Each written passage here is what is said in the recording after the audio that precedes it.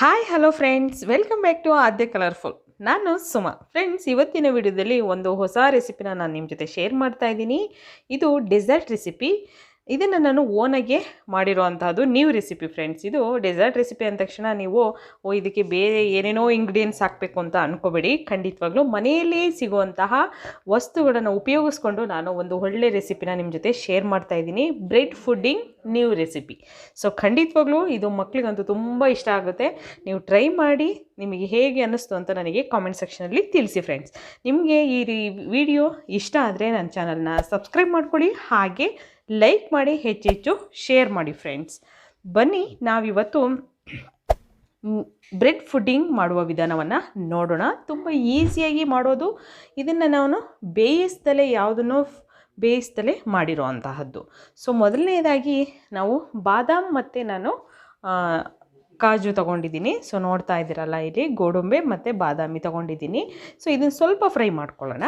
ಅದಾದ ನಂತರ ನಾನು ಇಲ್ಲಿ ಒಂದು 2 ಸ್ಪೂನ್ ಆಗುವಷ್ಟು ಸಕ್ಕರೆ ತೊಗೊಂಡಿದ್ದೀನಿ. ಸೊ ಸಕ್ಕರೆ ಈಗ ಚೆನ್ನಾಗಿ ಕರಗಬೇಕು. ಸೊ ಈ ಥರ ಹೊಗೆ ಬರ್ತಾ ಇದೆ ಅಂತ ಹೆದರ್ಕೋಬೇಡಿ, ಅದೇನೂ ಆಗಲ್ಲ. ನೋಡಿ, ಈ ಥರ ಬ್ರೌನ್ ಕಲರ್ ಆಗಬೇಕು ಸಕ್ಕರೆ. ಕರಗಿ ಅದು ಬ್ರೌನ್ ಕಲರ್ ಆಗುತ್ತೆ. ಸೊ ಅಲ್ಲಿವರೆಗೂ ನಾವು ಇದನ್ನು ಚೆನ್ನಾಗಿ ಮಿಕ್ಸ್ ಮಾಡಬೇಕು. ಸೊ ನೋಡ್ತಾ ಇದ್ದೀರಲ್ಲ, ಇಲ್ಲಿ ಸಕ್ಕರೆ ಎಲ್ಲ ಪೂರ್ತಿ ಮೆಲ್ಟ್ ಆಗಬೇಕು. ಸೊ ಅಲ್ಲಿವರೆಗೂ ಸ್ಟವ್ನ ಆನ್ ಮಾಡ್ಕೊಳ್ಳಿ. ಈಗ ಸ್ಟವ್ ಆಫ್ ಮಾಡಿಬಿಡಿ. ಅಲ್ಲಿಗೆ ಸ್ಟವ್ವಿನ ಕತೆ ಮುಗಿತು. ಬರೀ ನಾವು ಇದನ್ನು ಮಾತ್ರ ಈಗ ಮುಂದುವರ್ಸೋಣ. ಓಕೆ, ನೋಡಿ, ಇವಾಗ ಬಿಸಿ ಇದ್ದಾಗಲೇ ನಾನು ಇಲ್ಲಿ ಬಟರ್ ಪೇಪರ್ ಮೇಲೆ ಅದನ್ನು ಹಾಕ್ಕೊಂಡಿದ್ದೀನಿ. ನೋಡ್ತಾ ಇದ್ದೀರಲ್ಲ, ಬಟರ್ ಪೇಪರ್ ಮೇಲೆ ಹಾಕ್ಕೊಂಡ್ರೆ ನಾವು ಅದನ್ನು ಈಸಿಯಾಗಿ ತೆಗಿಬೋದು. ತಟ್ಟೆಗೆಲ್ಲ ಹಾಕೋದಾದರೆ ಸ್ವಲ್ಪ ಕಷ್ಟ ಆಗುತ್ತೆ ತೆಗಿಯೋದಕ್ಕೆ. ನೋಡ್ಕೊಳ್ಳಿ, ಇಲ್ಲಾಂದರೆ ಎಣ್ಣೆ ಹಚ್ಚಿ ಅದಾದ ನಂತರ ತಟ್ಟೆಗೆ ಹಾಕ್ಕೊಳ್ಳಿ, ಪ್ರಾಬ್ಲಮ್ ಆಗೋಲ್ಲ. ಸೊ ಈಗ ಅಷ್ಟು ಸ್ವಲ್ಪ ತಣ್ಣಗಾಗೋದಕ್ಕೆ ಬಿಟ್ಬಿಡೋಣ. ಈಗ ತಣ್ಣಗಾಗಿದೆ.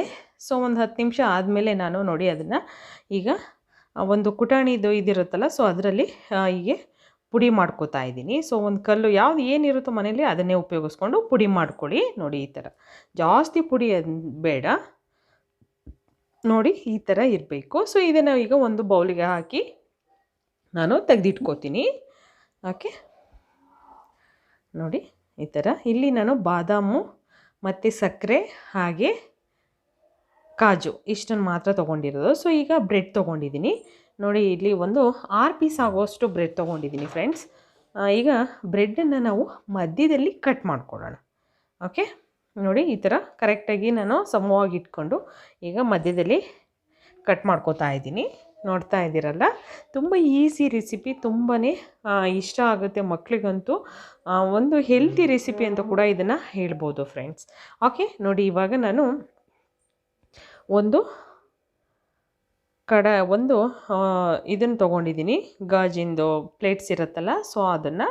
ಸೊ ನೋಡಿ, ಈಗ ನಾನು ಮೊದಲನೇದಾಗಿ ಕಂಡೆನ್ಸ್ ಮಿಲ್ಕ್ನ ಹಾಕ್ಕೋತಾ ಇದ್ದೀನಿ. ನೋಡಿ, ಇಲ್ಲಿ ನಿಮ್ಮ ಹತ್ರ ಈಗ ವಿಪ್ಡ್ ಕ್ರೀಮ್ ಇದ್ದರೆ ಸೊ ಅದನ್ನು ಕೂಡ ನೀವು ಯೂಸ್ ಮಾಡ್ಬೋದು. ಇಲ್ಲ ಕಂಡೆನ್ಸ್ ಮಿಲ್ಕ್ ಅಂದರೆ ಎಲ್ಲರೂ ಕೂಡ ಮಾಡ್ಕೋಬೋದು ಮನೆಯಲ್ಲೇ. ಸೊ ಮನೆಯಲ್ಲಿ ಈಗ ಕಂಡೆನ್ಸ್ ಮಿಲ್ಕ್ ಹೆಂಗೆ ಮಾಡೋದು ಅಂತ ಗೊತ್ತಿಲ್ಲ ಅಂದರೆ ನಾನು ಅದನ್ನು ಕಾರ್ಡಲ್ಲಿ ನಾನು ಹಾಕಿರ್ತೀನಿ. ಖಂಡಿತವಾಗ್ಲೂ ನೀವು ಅಲ್ಲಿ ಚೆಕ್ ಮಾಡ್ಕೊಳ್ಳಿ, ಮನೆಯಲ್ಲಿಯೇ ನಾವು ಕಂಡೆನ್ಸ್ ಮಿಲ್ಕ್ನ ಹೇಗೆ ಮಾಡ್ಕೊಳ್ಳೋದು ಅಂತ. ಸೊ ಇವಾಗ ನಾನು ಬ್ರೆಡ್ ಪೀಸ್ನ ನಾವು ಕಟ್ ಮಾಡಿ ಇಟ್ಕೊಂಡಿದ್ವಲ್ಲ, ಸೊ ಈಗ ಅದನ್ನು ನೋಡಿ ನಾನು ಕಟ್ ಮಾಡಿರೋವಂಥ ಬ್ರೆಡ್ನ ಜೋಡಿಸ್ಕೋತಾ ಇದ್ದೀನಿ. ನೋಡಿ, ಈ ಥರ ಜೋಡಿಸ್ಕೊಳ್ಳಿ. ಮೇಲ್ಗಡೆ ಒಂದು ಲೇಯರ್ ಮತ್ತು ಸೈಡಲ್ಲಿ ಇನ್ನೊಂದು ಲೇಯರ್. ಓಕೆ, ತುಂಬ ಅಂದರೆ ತುಂಬ ಚೆನ್ನಾಗಿರುತ್ತೆ. ಇದು ನಾವು ಏನಾದರೂ ಈಗ ಮನೇಲೇ ಇರೋದ್ರಿಂದ ಹೆಣ್ಮಕ್ಳು ಏನಾದರೂ ನ್ಯೂ ರೆಸಿಪಿ ಮಾಡಬೇಕಲ್ಲ, ಏನಾದರೂ ಮಾಡೋಣ, ಹೊಸ್ದಾಗಿ ಏನಾದರೂ ಮಾಡೋಣ ಅಂದ್ಕೊಂಡಿರ್ತೀವಿ. ಸೊ ಆವಾಗ ನೀವು ಇದನ್ನು ಟ್ರೈ ಮಾಡ್ಬೋದು. 100% ತುಂಬ ಟೇಸ್ಟಿಯಾಗಿ ಬರುತ್ತೆ. ಓಕೆ, ಈಗ ನಾನು ಬ್ರೆಡ್ನೆಲ್ಲ ಹೀಗೆ ಜೋಡಿಸ್ಕೊಂಡಿದ್ದೀನಿ. ಸೊ ನೋಡ್ತಾ ಇದ್ದೀರಲ್ಲ, ಇವಾಗ ಇದ್ರ ಮೇಲೆ ನಾನು ಹನಿ ಹಾಕ್ತಾಯಿದ್ದೀನಿ.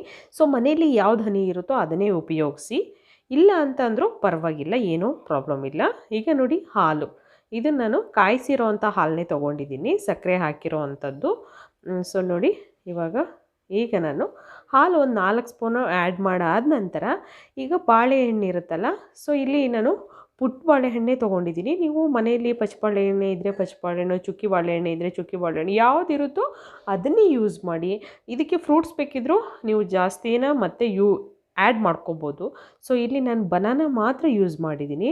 ಸೊ ಬನಾನಾ ಎಲ್ಲ ಕಟ್ ಮಾಡಿರೋಂತಹ ಪೀಸಸ್ನ ಈಗ ನಾನು ಒಂದು ಸೈಡಿಂದ ನೀಟಾಗಿ ಇದನ್ನು ಜೋಡಿಸ್ಕೊಂಬರ್ತೀನಿ.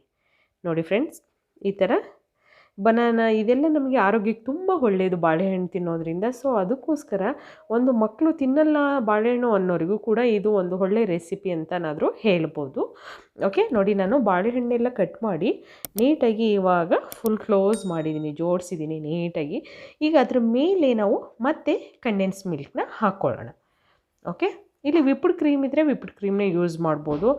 ನೋಡಿ ನಾನು ಈಗ ಮನೆಯಲ್ಲಿ ಇರೋವಂಥದ್ದನ್ನೇ ಉಪಯೋಗಿಸಿ ಮಾಡ್ತಿರೋದ್ರಿಂದ ಇಲ್ಲಿ ವಿಪ್ಡ್ ಕ್ರೀಮ್ನ ನಾನು ಯೂಸ್ ಮಾಡಿಲ್ಲ. ಓಕೆ, ನೋಡಿ ಕಂಡೆನ್ಸ್ ಮಿಲ್ಕ್ನ ಈಗ ನಾನು ಪೂರ್ತಿ ಇದನ್ನು ಕವರ್ ಮಾಡ್ಕೋತೀನಿ. ನೋಡಿ ಈ ಥರ ನೀಟಾಗಿ ಪೂರ್ತಿ ಈಗ ಬಾಳೆಹಣ್ಣು ಹಾಕಿರೋದೆಲ್ಲ ಮೇಲ್ಗಡೆ ಪೂರ್ತಿ ಕವರ್ ಆಗೋ ಥರ ನಾವು ಅದನ್ನು ಒಂದು ಲೇಯರ್ ಥರ ಮಾಡಬೇಕು. ಸೊ ಈಗ ನಾನು ಒಂದು ಲೇಯರ್ ಥರ ಮಾಡಿದ್ದೀನಿ. ಅದಾದ ನಂತರ ನೋಡಿ ಇವಾಗ ನಾವು ಸಕ್ಕರೆ ಮತ್ತು ಬಾದಾಮಿ ಹಾಗೆ ಗೋಡಂಬಿನ ಈಗ ಬೇಯಿಸಿ ಪುಡಿ ಮಾಡ್ಕೊಂಡಿದ್ವಲ್ಲ, ಸೊ ಅದನ್ನು ಇವಾಗ ನಾನು ಹಾಕ್ಕೋತಾ ಇದ್ದೀನಿ. ನೋಡಿ ಮೇಲ್ಗಡೆ ಹಾಕಿ ಒಂದು ಚರಿ ಇಟ್ಟಿದ್ದೀನಿ. ಚರಿ ಇದ್ದರೆ ಇಡಿ, ಯಾಕೆಂದರೆ ಚೆನ್ನಾಗಿ ಕಾಣುತ್ತೆ ಅಂತ ನಾನು ಇಟ್ಟಿದ್ದೀನಿ. ಸೊ ಚರಿ ಬೇಡ, ಹಾಗೆ ಕೂಡ ನೀವು ಮಾಡ್ಕೋಬೋದು. ಸೊ ನೋಡಿ ಇವಾಗ ನಾನು ನಿಧಾನವಾಗಿ ಒಂದೊಂದು ಪೀಸ್ ಇರೋದನ್ನು, ಈಗ ಬ್ರೆಡ್ ಪೀಸಸ್ ಇರುತ್ತಲ್ಲ, ಸೊ ಅದನ್ನು ಕಟ್ ಮಾಡಿ ತೆಗೆದಿಟ್ಕೋತಾ ಇದ್ದೀನಿ. ಓಕೆ, ನೋಡಿ ಈ ಥರ ಫೈನಲ್ಲಾಗಿ ರೆಡಿಯಾಗಿದೆ. ತುಂಬ ಯಮ್ಮಿಯಾಗಿರುತ್ತೆ, ಒಂದು ಒಳ್ಳೆ ಟೇಸ್ಟ್ ಇರುತ್ತೆ ಫ್ರೆಂಡ್ಸ್. ಖಂಡಿತವಾಗ್ಲೂ ಇದನ್ನು ನೀವು ಫ್ರಿಡ್ಜಲ್ಲಿಟ್ಟು ತಿಂದರೆ ಕೋಲ್ಡಾಗಿ ತುಂಬ ಚೆನ್ನಾಗಿರುತ್ತೆ. ಟ್ರೈ ಮಾಡಿ ಹೇಗಾಯಿತು ಅಂತ ತಿಳಿಸಿ. ಫೈನಲ್ಲಾಗಿ ಬ್ರೆಡ್ ಫುಡ್ಡಿಂಗ್ ನ್ಯೂ ರೆಸಿಪಿ ರೆಡಿಯಾಗಿದೆ, ನೀವು ಕೂಡ ಟ್ರೈ ಮಾಡಿ. ಓಕೆ, ಇವತ್ತಿನ ವಿಡಿಯೋನ ಇಲ್ಲಿಗೆ ಮುಗಿಸೋಣ. ಬಾಯ್.